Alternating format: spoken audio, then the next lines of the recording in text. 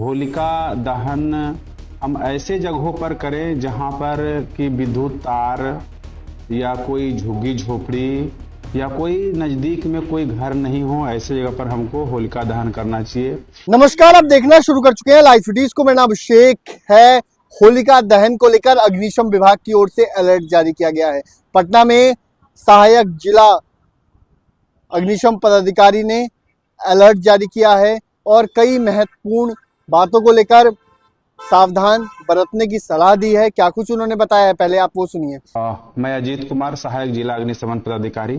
सबसे पहले पटना जिला के पटना वासियों को होली एवं होलिका दहन के अवसर पर अग्रिम बधाई देता हूं।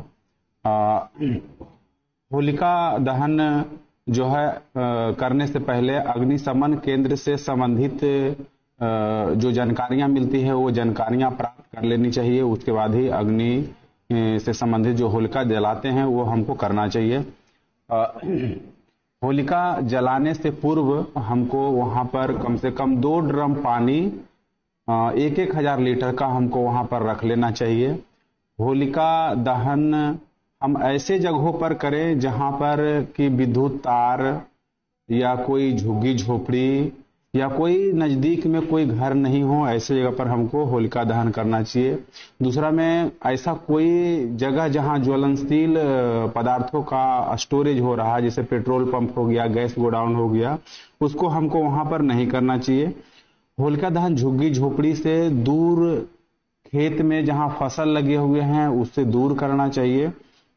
जहां पर अवशिष्ट पदार्थ बहुत अधिक मात्रा में है, जैसे वन हो गया, मुख्य सड़क मार्ग हो गया, उसके आसपास जलता हुआ लुकारी हम लोग को नहीं फेंकना चाहिए, जिसे हम आतिशबाजी भी कहते हैं। तो वो होलिका दहन के समय जो हम लोग आतिशबाजी करते हैं वो अपने आप को सुरक्षित रखते हुए और दूसरे को सुरक्षा को अग्निजन्य से बचाव हेतु ध्यान में रखते हुए करना चाहिए।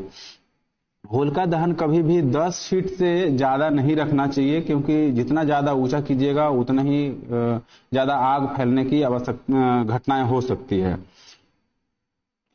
होलिका दहन के समय हम लोग को ढीले ढाले कपड़े, जैसे दुपट्टा हो गया, साड़ियां हो गया, ये सब पहन करके होलिका के पास नहीं जाना चाहिए। सिंथेटिक कपड़े हम लोग को वहां पर यूज नहीं करना चाहिए। सूती वस्त्रों का प्रयोग करना चाहिए। होलिका दहन के समय बच्चों पर विशेष ध्यान रखें, उसको होलिका से थोड़ा सा दूर रखें।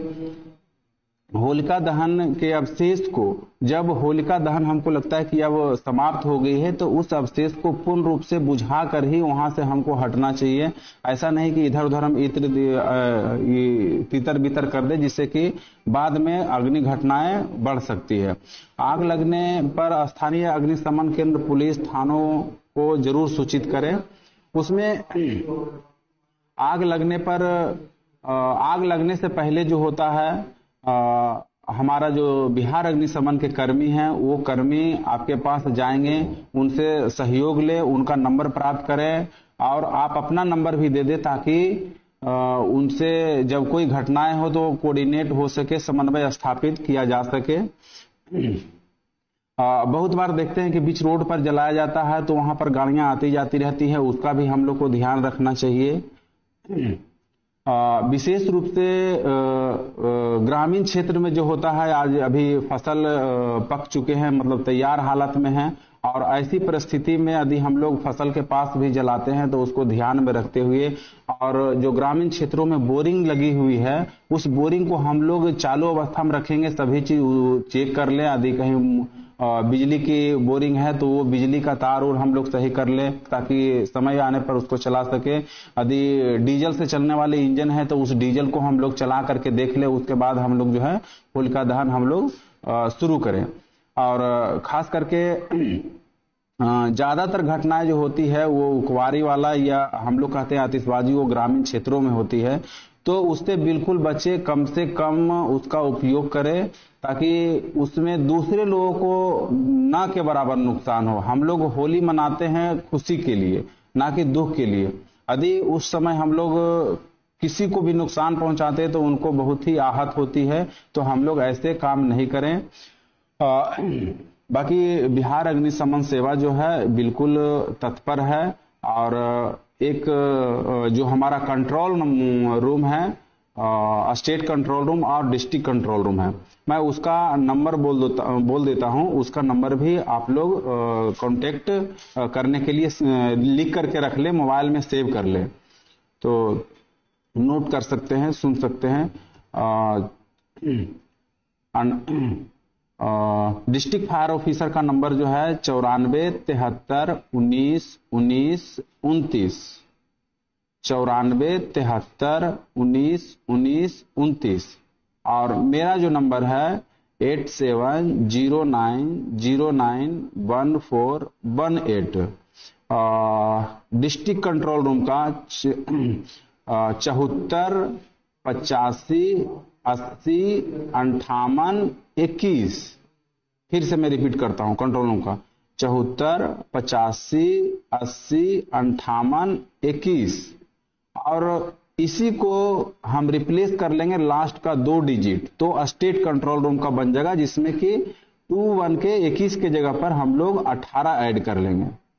तो इस पर संपर्क किया जा सकता है बिल्कुल। जितना जल्दी आप लोग सूचना दीजिएगा उतनी जल्दी हम लोग उस पर कार्रवाई कर पाएंगे और हम लोग लोगों को बचा पाएंगे। इसी के साथ बिहार अग्निशमन सेवा के तरफ से बहुत बहुत धन्यवाद पटना वासियों को। एक बार फिर से मैं होलिका एवं होली के अवसर पर अग्रिम बधाई देना चाहता हूं। थैंक यू, धन्यवाद। का दहन हम लोग शुरू करें, और खास करके ज्यादातर घटनाएं जो होती है वो उकवारी वाला या हम लोग कहते हैं आतिशबाजी, वो ग्रामीण क्षेत्रों में होती है, तो उससे बिल्कुल बचे, कम से कम उसका उपयोग करें ताकि उसमें दूसरे लोगों को ना के बराबर नुकसान हो। हम लोग होली मनाते हैं खुशी के लिए, ना कि दुख के लिए। यदि उस समय हम लोग किसी को भी नुकसान पहुंचाते हैं तो उनको बहुत ही आहत होती है, तो हम लोग ऐसे काम नहीं करें। बाकी बिहार अग्निशमन सेवा जो है बिल्कुल तत्पर है, और एक जो हमारा कंट्रोल रूम है, स्टेट कंट्रोल रूम और डिस्ट्रिक्ट कंट्रोल रूम है, मैं उसका नंबर बोल देता। तो आपने सुना कि उन्होंने क्या कुछ बताया, किस तरीके से जो चीजें करनी है उसको लेकर जानकारी दी है और कई बातें कही हैं। आपको बता दें कि होलिका दहन को लेकर ये अग्निशम विभाग की ओर से कई गाइडलाइंस बताई गई है, चेतावनी दी गई है, सावधानी बरतने को लेकर सलाह भी दी गई है। बने रहिए लाइव सिटीज के साथ।